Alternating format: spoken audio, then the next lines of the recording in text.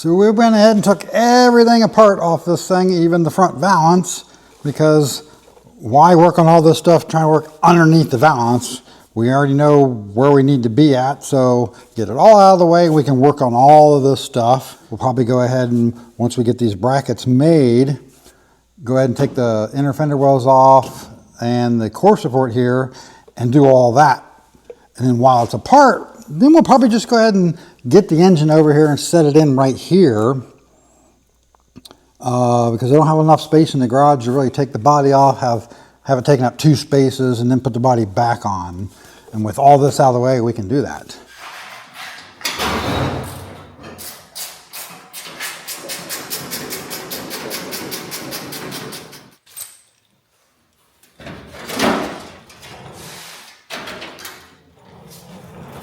We were going to cut some of this off. Yeah, we'll cut some. It doesn't need to be cut before the bumper, No. but Would the valance sit down different, or if it was gone? I was gonna cut it back enough to be behind the lip of the valance, so that at least we can have more adjustability if we don't like the way the valance is sitting. Yeah.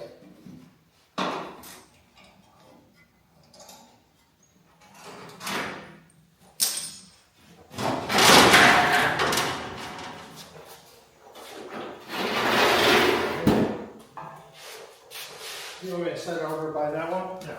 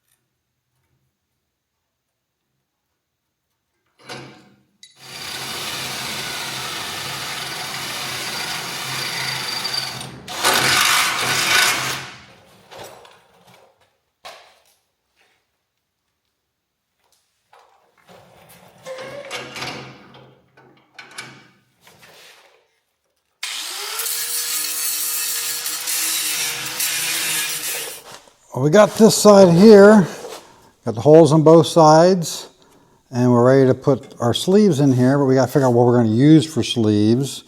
And we don't have any bolts quite long enough. These just barely go through. And I was just a hair off on these, had to grind these out a little bit. So I want to put the brackets on both sides and be able to go through and put a nut on there and hold them in place while we're welding everything, so that everything's nice and square. And we'll just have to wait until we get some more bolts to finish that up. Meanwhile, we start working on this side here. Oh, I also went ahead and trimmed off the front of this to be just behind the face of the front valance panel here. That way we could tweak the valance panel if we want and then won't have to worry about hitting this. But on this side over here, since we're getting so close to where the gearbox was, for the steering gearbox, we're into a depression here in the rail, so I got to figure out how we're going to deal with that. I may go ahead and get in here and cut down through here and cut all this out, and then we'll replate all this flat and then finish it out when we get all this apart and we're working on all the brackets. And then I'll cut this back here, clean all this up because we just trimmed all this out just to get past the fenders. So I'm going to cut it back some to give us a little clearance to get in and work and actually get to these bolts and the bolts and another bolt that goes through this way. And then we'll be ready to start plating all that stuff up. But meanwhile, we're also going to start looking at the bracket here and how we're going to put that mount in. There's a pair of vice grips and a big hammer.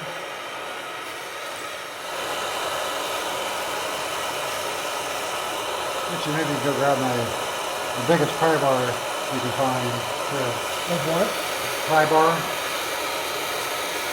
There's a crowbar hanging on over here. There's probably not firepower here.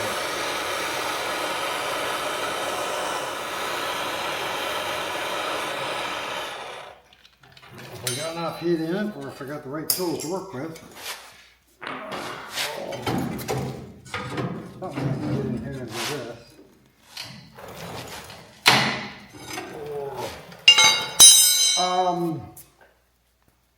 Those big, the big blocks that I have up there from big square heavy. No, the big. It's underneath. They're like 3 inches by 4 inches.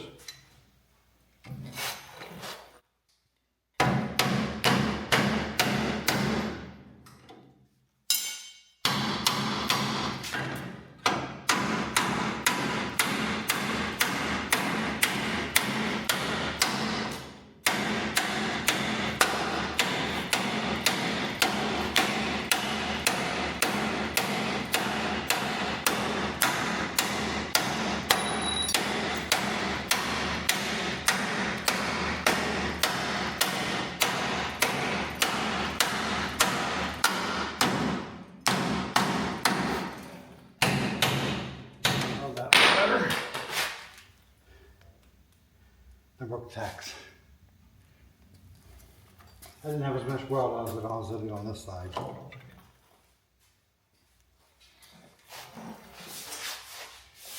I'm not surprised they broke. I didn't really clean up really well.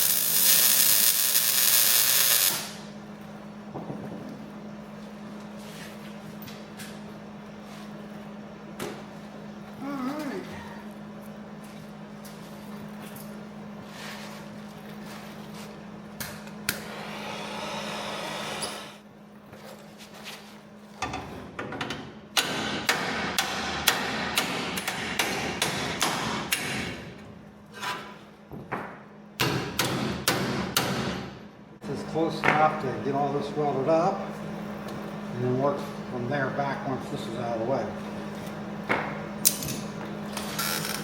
Bit of a wrinkle there, I can't quite get out. But you don't really have to get it out. So I went and just trimmed all this stuff up a little bit so we're straight and level back to be just behind this bracket, and then we can go ahead and start working on these mounts. Once all this stuff's out of the way, then we'll start working on the rest of it. And this side, I went ahead and got that kind of beat out of there, heated up, moved it over a little bit. And then that gets us to be able to work back to that point on this side as well.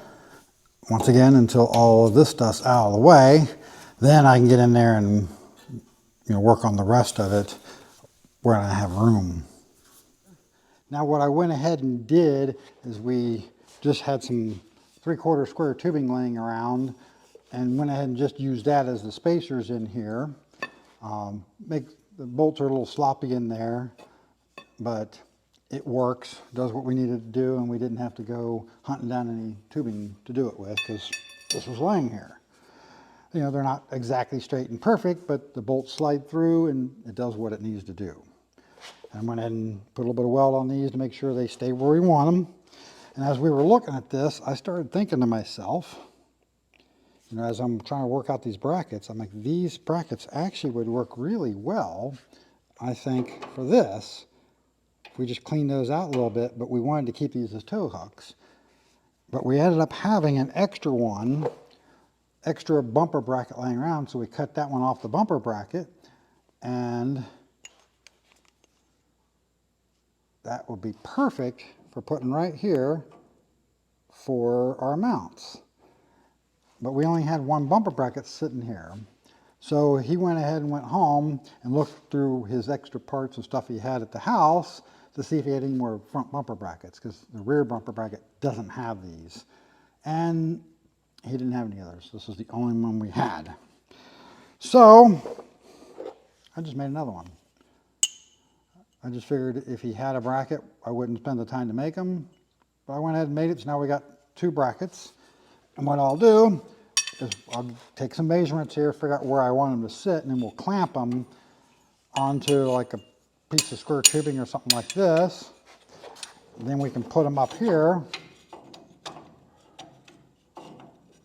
get them nice and straight, and boom, put them there, get them relatively level this way, make sure our dimension from here to here is the same on both sides, and we can just tack them in place. And then that's our lower brackets. And we just need to make the upper brackets to tie it to the course board. So if we put this in here like this, and I don't think the dimensions between here and here are the same on both sides. It's just the way it came out in the car. So we'll just put this one all the way up against here, and we'll get this dimension, make this roughly square, and get the dimension to the edge of this. And I can put a tack here, and then adjust this side to be at the same dimension on this side and roughly square. And that should put these in place, and then we can tack them and weld them in place.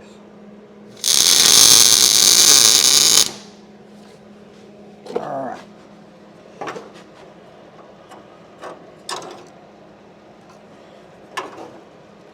I don't think we're quite square, are we?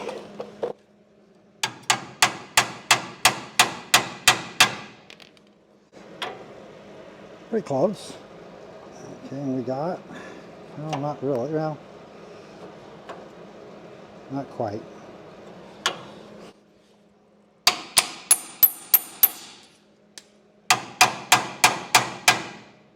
Didn't quite get it right on the pivot. So we know we got about 3 5/8 there.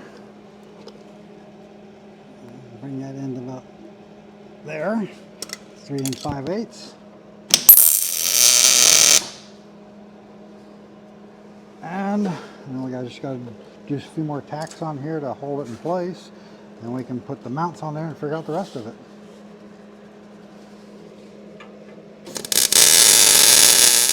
Weld them in place. Let them cool down so that we don't melt these. And we can just set that in place. Figure out what our brackets are going to look like. So we went ahead and got the bracket figured out here for the one side using everyone's favorite CAD design YouTube edition cardboard. Got this one sorted out. Went ahead and put a couple of holes in here with dimples just because, why not? It makes it a little bit nicer looking. Of course, you won't be able to see it when the car is done, but whatever. Still got a weld across here and to finish this bracket up, and we flip it over to this side, and with some minor adjustments we can make the pattern work just flipping it the other direction. The only difference is we had held this exactly to the end here. We just pull it up back a little bit, trim a little bit of that off, and cut some off this end, and we can make it all work. So we'll go ahead and tape this together, make the adjustments to it, and transfer this to metal and make the other side.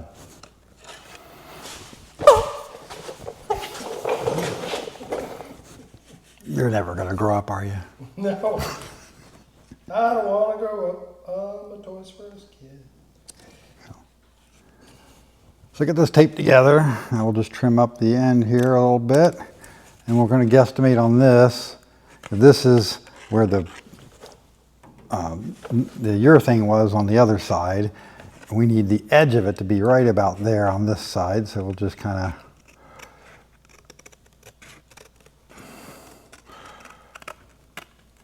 and our design doesn't have to be perfect here. We'll tweak it in the metal a little bit.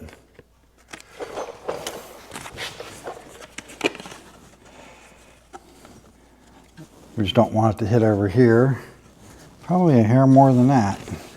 On the other side, I had to extend this out a little bit. On this side, we're actually going to take just a hair off of it.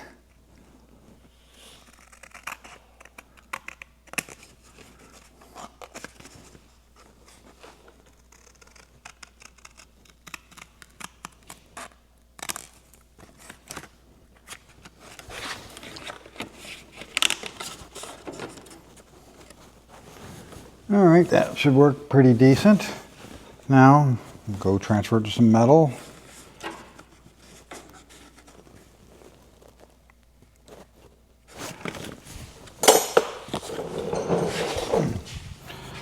What I like to do is just play around with these and move it around, try to get the best use of the metal we can. And also on something like an edge like this, if we got a cut edge here, try to utilize that while we're at it. And it's going to be awful close because we get the little tip here and just a little slight bugger here because this was from like a plasma table. So there's a little bit of a thing there, but we can deal with that. Like I said, can't see this thing when it's in the car anyway. We just need to cut that out and then we'll split this apart, lay the one on there and draw a line across there for the bend line.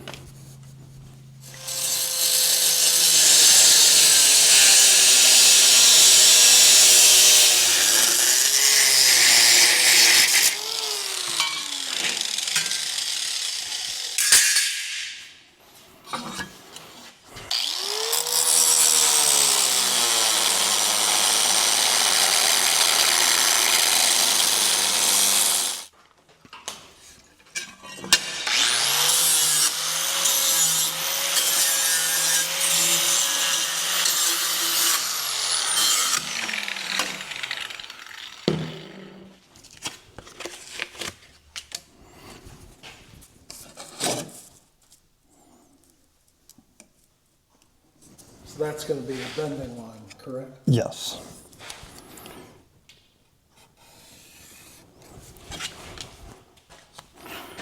So I'm going to go ahead and drill these holes while it's flat. And then we'll bend it here. And then once we get that bent, then we'll look at putting these holes in because I want to make sure the dies will fit to flare them.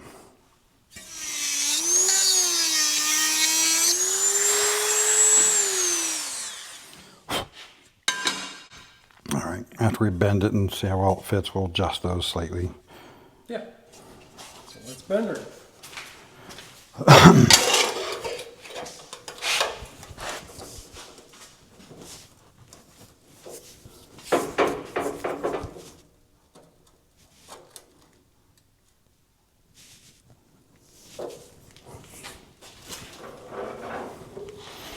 A little heavy for my brake, but with this short a piece I can still make it happen. We're using 14 gauge on this.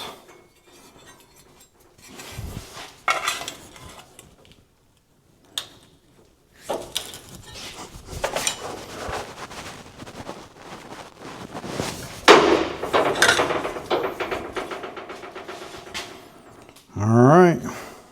Okay, let's So now we test fit this on there and see how it looks like. Not too bad. We'll add a little bit of adjustability in these slots now that we see what we've got. And I never did worry about where this was located at because I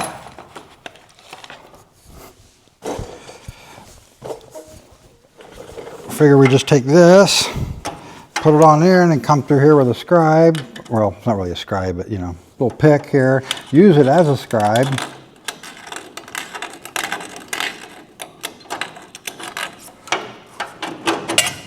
And then that's where our hole needs to be for that bolt. So now let's go over there and lay out where our 2 holes are going to be for the dimples. So when you're doing these dies like this, you want to know that the die will actually fit in here and not, you know, hit the bend, especially if it's a fairly good radius bend. And now these dies here are actually ones I made on a lathe at my old job.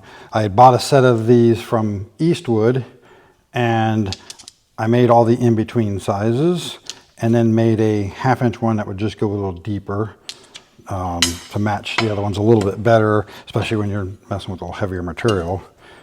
But you can take this, make sure that this is actually sitting and not interfering with anything, and then you can just come in here and just scribe it.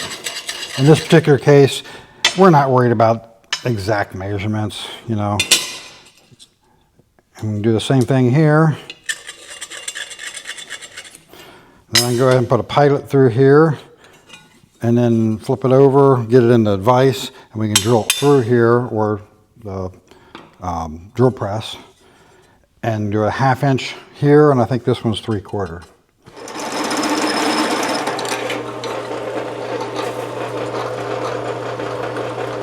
So when you drill your holes, you just want to make sure these slide through there nice and easy. You don't want to be super tight. And if you got to take a Dremel or something to clean them out, go ahead and do that. And then we're just going to drop this in there like that.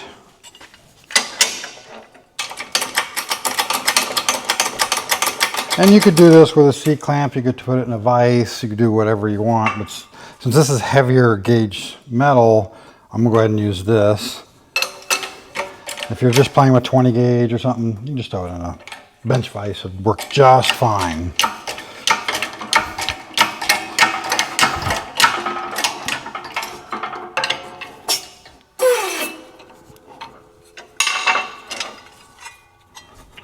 And there we got a flared hole.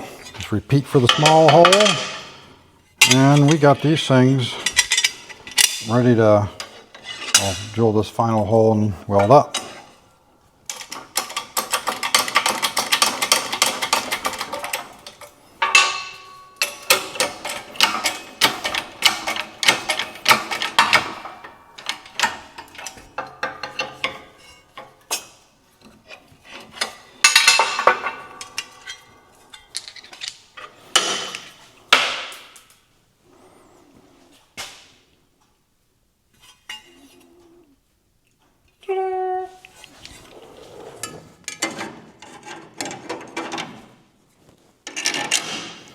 There we go. What we'll probably end up doing actually is welding nuts onto the top of this, just so we don't have to get up in there with a wrench and try to get the nut up in there when we're assembling the body for the final time.